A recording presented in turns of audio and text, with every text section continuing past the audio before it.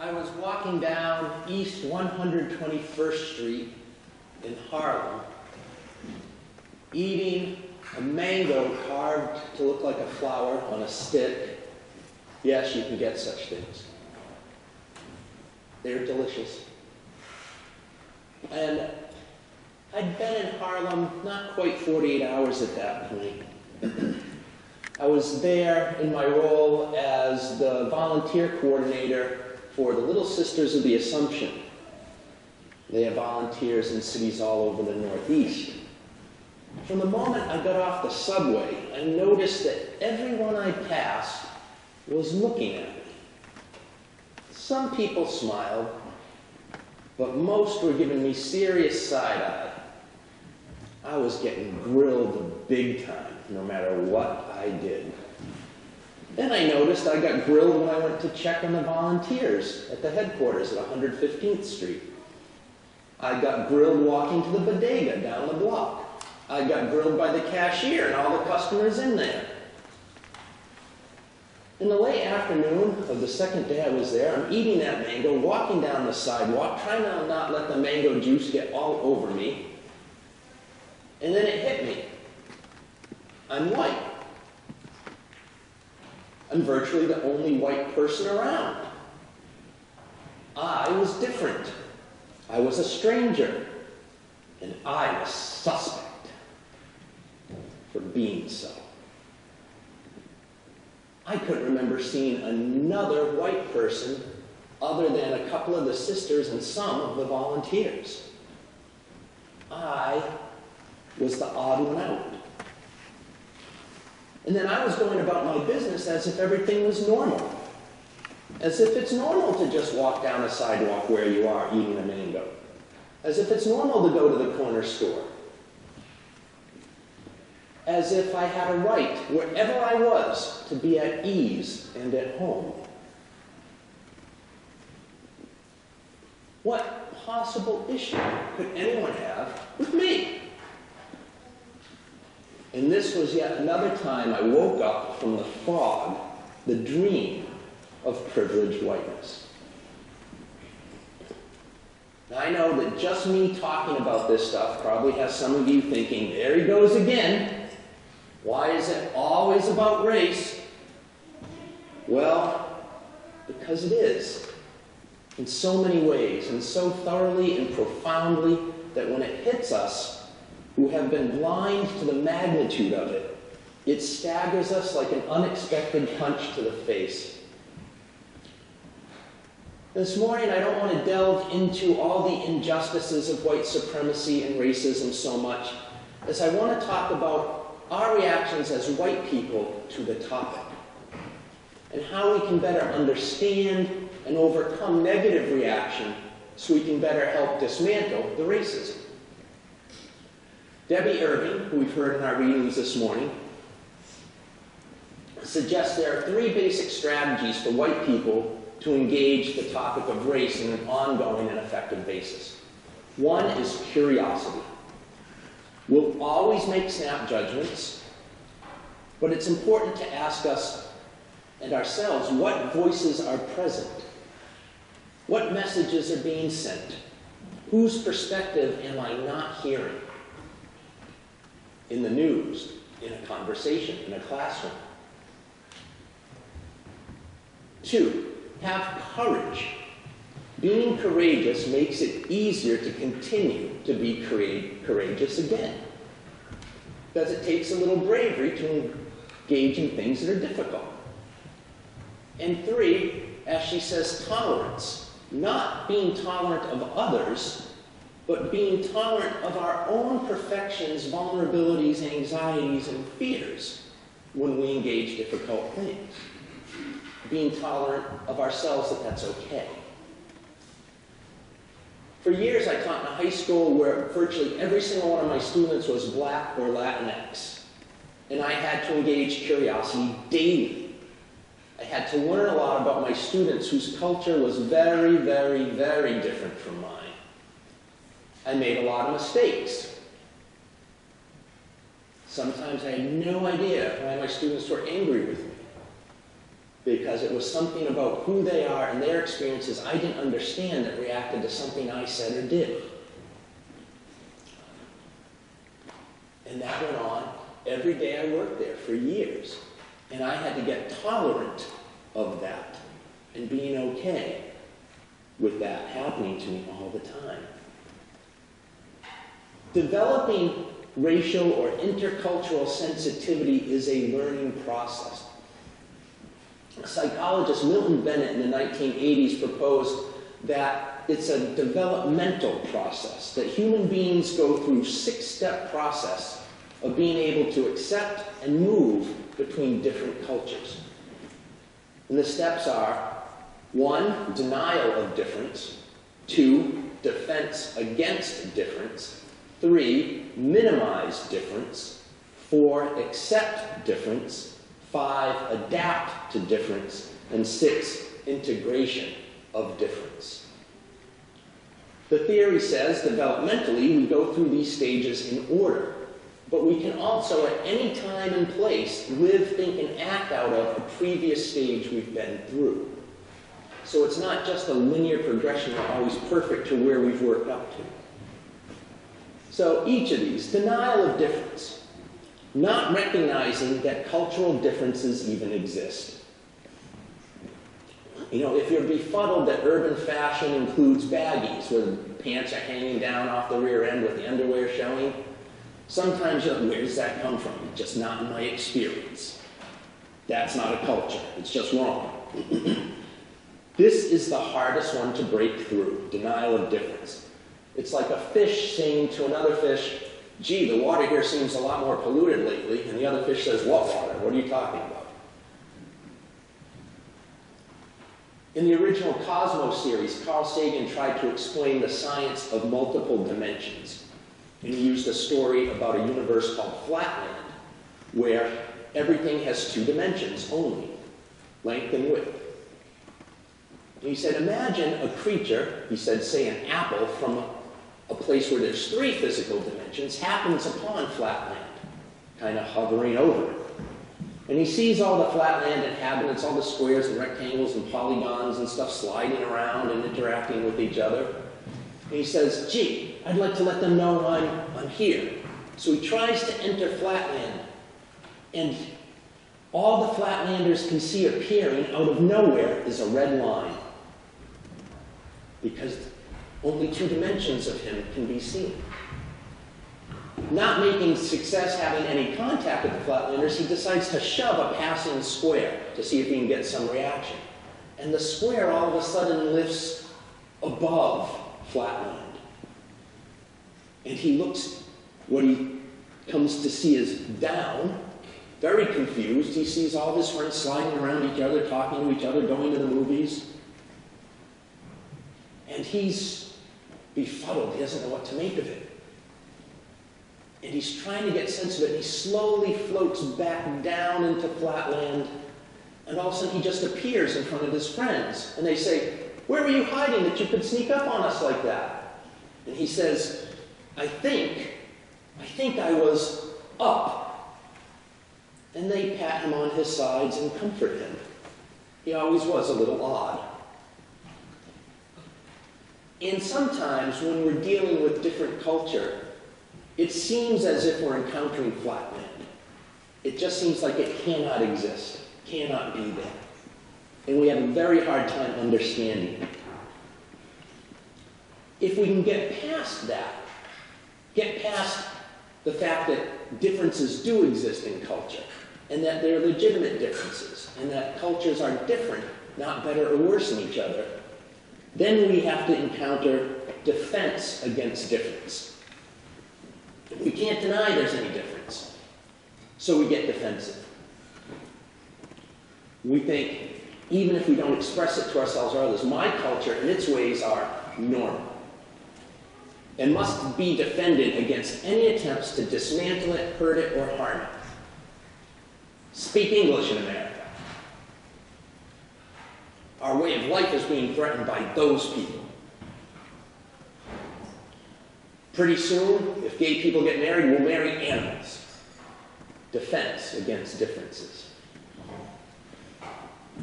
We get defensive because the mere recognition of difference can mean upsetting our entire sense of our place in things.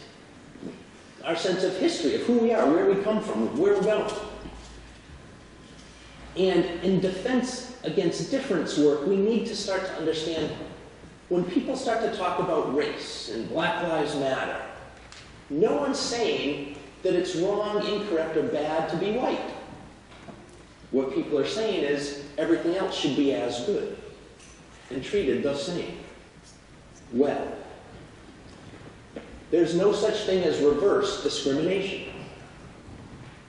The first step in entering into intercultural work is knowing and being proud of who you are. Only from a sense of yourself can you enter into dialogue, acceptance, and learning about the other. So the first step people usually go through in training in intercultural work is getting a sense of who you are, your history. What is your culture? And thinking of it as your culture, not normal culture, but the one you know. Then it starts to become easier to hear people telling you about their culture as the one they know. And you start to get a little less defensive about having to judge it as better or worse or competing against yours. In defense against difference work, we learn that race is not a zero-sum game, where if one culture gains, the other has to lose. Equal rights are not special rights. They're equal rights. One's culture cannot be diminished by accepting other cultures as valid. What happens is that we struggle with the loss of the centrality, the importance, the specialness of our culture. Because when we do, we're in flatland again, right? Like, what do you mean there's an up? There's not an up. Well, yeah, and there's other cultures besides our privileged white culture, which is not normal as much as it's the one in power. A first step in not feeling angry or anxiety is just recognizing there are different cultures and our culture is one. We can learn about ourselves and be proud of ourselves. Each time our society has to take a step forward on the anti-racism path, it means admitting the story we have been telling ourselves about ourselves isn't necessarily what we thought it was. It was either a lie or it minimized the bad parts. White people in our culture tell the story of race to ourselves the way parents tell scary stories to their children. We minimize the ugly, scary parts so there won't be nightmares. And this is a normal process because history is written by the people who win. The one thing we know when we are working on denial of difference is that other stories need to be in our story to get the full story. And we leave out things that make it difficult, or we minimize them. And our American story of race still minimizes a great deal the difficult parts, such as what happened to the Indians, who didn't all get drunk. They were systematically exterminated. And the enslavement of other human beings, in which virtually, in a very real way, all wealth in this country is based. And when we encounter that, that's not the story we've been telling ourselves. We tell ourselves the story of the nice little pilgrims having dinner with the nice Indians. Not exactly how it always went down. So when we get confronted with this other view of reality as we know it, it's normal to get defensive. It's really hard to learn how to hear the other perspective that's very challenging and just sit and step back and listen and let the other own their story, have the different culture. The worst thing we can do in doing this work is get afraid. As Master Yoda taught us, fear is the path to the dark side. Fear leads to anger. Anger leads to hate. Hate leads to suffering. fear is indeed powerful. But Yoda also taught Luke, when Luke said he wasn't afraid, Yoda taught him, well, you should be. Because there are things of which we do need to be fearful in order to work against them and dismantle them. And racism and white supremacy and defending differences are one of those things. Then we get to minimizing differences. Minimizing differences is when we focus not on what makes us different, but only the things we have in common. The focus is on universal values: love, peace, friendship, learning.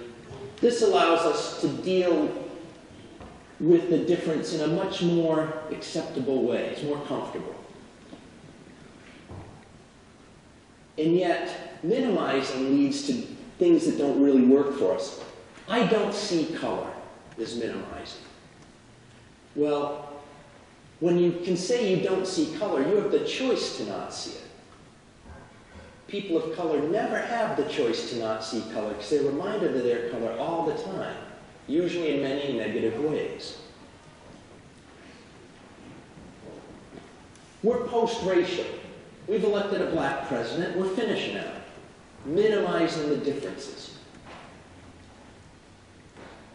Once we get past minimizing differences, we can get into accepting that difference exists. If we want to go on accepting difference and then doing the adaptive work of adapting to difference, it has to force us to deal with this feeling of, I'm not good at it. We have to be okay with being in the spot Karen and I were in of not knowing what's coming, trying to deal with it the best we can, admitting when we don't know, trying to learn together. And this is where Debbie Irving's idea about tolerance comes in.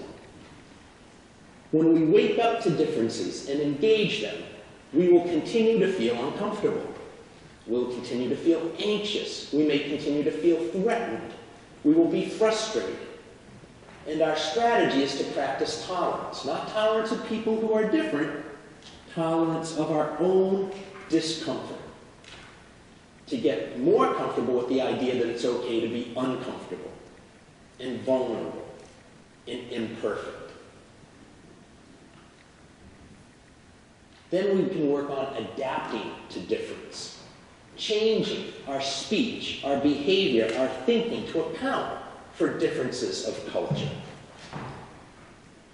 This forces us to really confront vulnerability. As we begin to change our behavior and speech, we're going to continue to behave and speak and act wrong and make mistakes. And so we've got to get back into that tolerance of ourselves, not doing it perfectly again. And if we can work on that well enough, we get to integration of difference. The ability to actually move between cultures, back and forth with ease. We have a great cultural example that President Obama was able to move between cultures almost seamlessly, which is how he got himself elected president and mobilized a big voting base that was very different from each other in many ways. We then can start to help other people come along this road with us. And one of the most important reasons we have for engaging this work in this developmental process is our children. Because racism and hatred are learned behaviors. In her article talking about race age by age, Kara Corridon breaks this down about when and how children start to think about race. 6 months to 1 year. Children see differences in skin and color and hair texture, and it's okay that early to start exposing them to diversities of experience so they see them more and more often. Let them see you being with people who are different from you. Age 2 to 3, children start talking about skin color and hair differences. They may comment about a person's skin. They may say that that's different, and you can say, yes, it is. At age 4 to 6, children might see dark skin as dirty. And we'll have to correct them and say, no, it's just different. Otherwise, it's just like our skin. Ages 7 to 8, children begin to see differences and similarities in people. If they mention a classmate's skin is a different color or hair a different texture, yes, agree with them, it is. Also help them understand that those differences are just that, differences, none better, none worse. On their Medium-hosted blog, Real Talk with Candid Allies offers advice about overcoming the difficulties we face as parents talking about race. They say there's 3 reasons we're usually uncomfortable doing this. 1, we're not comfortable about talking about the subject ourselves, so we're not comfortable talking about it with our children. 2, we don't want to be overly preachy. We want to be good liberal parents and let our children make up their own minds. And 3, we don't want to burden our children or make them a target if they start to stick out for standing up for others who are different. And they offer these remedies. We need to practice talking about race even when it's difficult. Bring up the topic when we can with our children, not just at Martin Luther King Day or Black History Month or when some horrible incident happens on TV or when the president says something ugly and disgusting about race, but on a more regular basis to practice the difficulty. If we don't want to sound preachy, we can use some tactics such as, yeah, I think that's unfair. What do you think? Some people believe, but I don't. I believe this. What do you think? Being kind is very important to me, and it seems that that behavior or word wasn't kind at all. What do you think about it?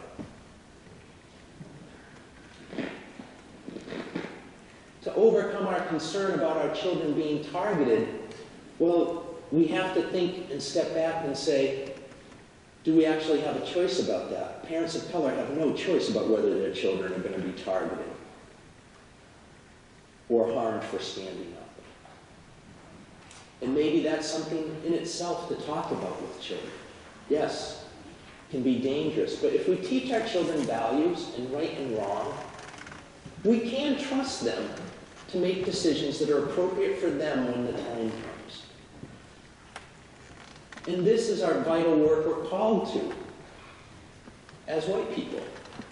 Dr. King said, in the end, we will not remember the hateful words of our enemies, but the silence of our friends. And it's evident beyond question that we engage a culture right now where even the top-level leadership in our country, right up to the president, is behaving in obviously racist and white supremacist ways, and ugly ones sometimes at that. This has given rise to legitimizing hateful and violent behavior towards many who are different, especially people of color.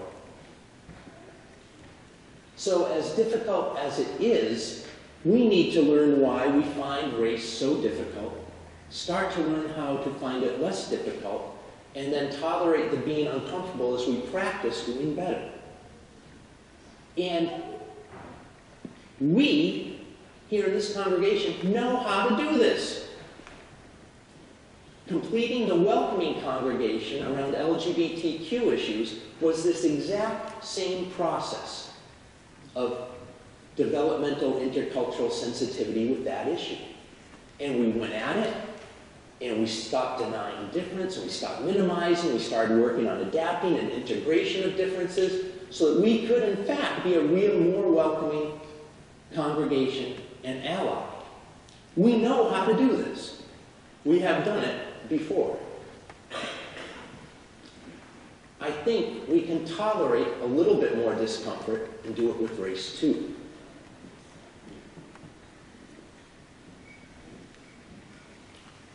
If we can get comfortable with our own discomfort, we can create a society one day where parents do not have to be anxious about talking about race with their children, where adults don't have to feel uncomfortable talking about race with each other.